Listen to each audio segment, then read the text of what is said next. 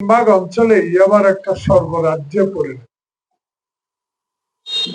কোন মা তার বাচ্চা নিয়ে সন্ধ্যার পর রাস্তায় বেরোতে পারে।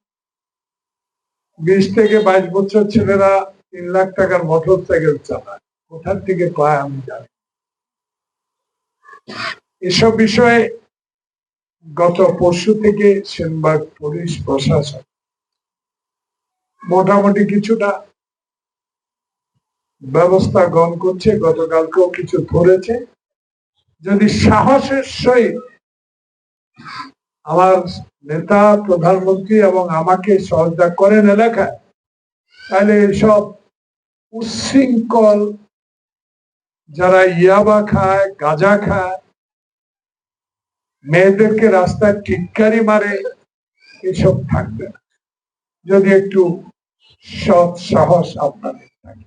রাস্তার উপরে কোনো বাচ্চা দাঁড় করিয়ে নেতাদেরকে ফুল দিবেন, সামনের দিকে যদি এটা দেখি ওই স্কুলের বিরুদ্ধে আমি লিখি। বাচ্চাদের স্কুলের মাঠে পানি আসে, মাঠ ভরে যাবে 1 মাস 2 মাসের মধ্যে ইনশাল্লাহ ভরে যাবে। ইউনো সাহেবকে আজকে বলে দিব, এখানে নেক্সট যে অনুদান আসবে সরকারের বিল্ডিং এর যে বাজেট আসবে, স্কুল যেন পড়ে সে ব্যবস্থা ইনশাল্লাহ। 2 হাত খালি চলে যাবে 3.5 হাত জায়গা, কেউ কোনো অর্থনীতি পাবে। কিন্তু লোভ লালসা মানুষের মধ্যে গেছে, আমাদের মধ্যে গেছে। সে লোভ লালসার ঊর্ধ্বে থেকে যে ছোট্ট বাচ্চারা, ইনশাআল্লাহ আমি দেখবো না কেউ দেশে প্রধানমন্ত্রী হবে, কেউ এমপি হবে, কেউ জেলা চেয়ারম্যান হবে, কেউ উপজেলা চেয়ারম্যান হবে, অনেক বিসিএস কর্মকর্তা হবে ইনশাআল্লাহ। এই বাচ্চারা আমরা দেখবো। কিন্তু এদেরকে গড়ে তোলার জন্য যে আমাদের নায়ক জসিম যে ব্যবস্থা করেছেন এবং আইন সাহেবরা 2000 সাল থেকে এটা যেন আরো সুন্দর করে ভালোভাবে চলতে পারে, সেদিকে ইনশাআল্লাহ আমি নজর রাখবো।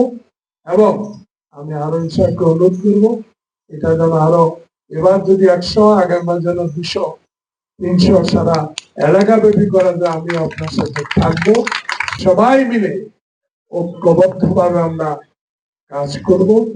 দেশ ভালো থাকবো, রাস্তায় কিশোর গ্যাং থাকবে না, ইয়াবাখো রাত্রি সন্ধ্যার পর আর বের হবে না, দরজা করে ঘোরাতে পারবেন। দেখেন সেনবাগে 70 জন মনে পুলিশ সিপাহী আছে, 9টা ইউনিয়ন। আন্তরিকতা থাকলে ইয়াবাগ সেনবাগ থাকতে পারে। সে আন্তরিকতা থাকার অভাব নাই, ইচ্ছা করলেই পারে। সেনবাগে শ্রীপদ্মী থেকে লেমুয়া পর্যন্ত কোন ইয়াবাখোর থাকবে না। আর একটা শুরু হয়েছে মাটি, মাটি কলঙ্ক। এ মাটির ব্যবসা আমাদের আত্মকলহ সৃষ্টি করছে। একজন মাটি বেচে আরেকজনকে জোর করে মাটি দেয়। আর এক শ্রেণীর লোক আছে এলাকায় বিচার করে টাকা খায়। এ পক্ষ থেকেও টাকা খায়, ওই পক্ষ থেকে টাকা খায়। দয়া করে সমাজের এই লোকগুলাকে, আমি যতদিন বাঁচি এইটার ক্ষমা নাই। আমি খালি পাইয়ালই কারা সমাজে বিচার করে টাকা খায়। আমার মাটি আমি বেচবো না, খবরদারি করে যে আমার মাটি দিতেই হবে। দয়া করে আমারে নাম্বার আছে, আমাদের জানাবেন। আর অনেক ক্ষেত্রে আমি দেখছি যে বুড়া মা 80 বছর বয়স ভাত দেয় না, ছেলেরা বনিয়া আরামসে খায়। আমি বোন আর স্বামীর দোষ দিই, স্বামীর দোষ দিই, বোধ দিব। স্বামী যদি ঠিক থাকে, মা কেমনে ভাত না পায়, বাবা কেমনে ভাত না পায়, এই বিষয়গুলো খালি দোষারোপ করলে চলবে না। এই বিষয়গুলো সমাজের যারা ধনবান ব্যক্তি, তারা যদি সপ্তাহে মাসে একবার যদি এলাকা আসে, এদের কাছে অনেক সাহায্যের জন্য লোক আসে। সাহায্য তো কেউ 1000 2000 টাকা নিচে দেয় না, আমি দিচ্ছি।